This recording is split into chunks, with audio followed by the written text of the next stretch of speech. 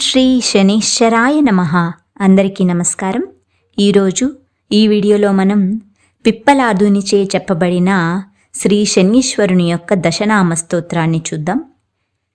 కోణస్థః పింగళో బభ్రుః కృష్ణో రౌద్రాంతకో M శౌరిః శనైశ్చరో మందః పిప్పలాదేవ సంస్తుతః.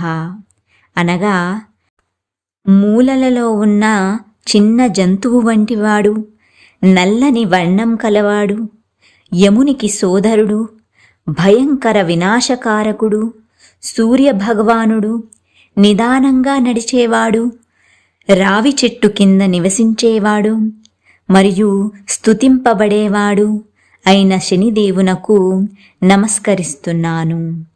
ఏతాని దశనామాని ప్రాతరుద్ధాయ యః పఠేత్ శనైశ్చర కృతాపీడా నకదాచిద్భవిష్యతి. అనగా ఈ నామాలను శ్రద్ధానిష్టలతో తెల్లవారుజామున పఠించడం ద్వారా శని వలన ఎన్నటికీ బాధింపబడరు. ఓం శ్రీ శనైశ్చరాయ నమః.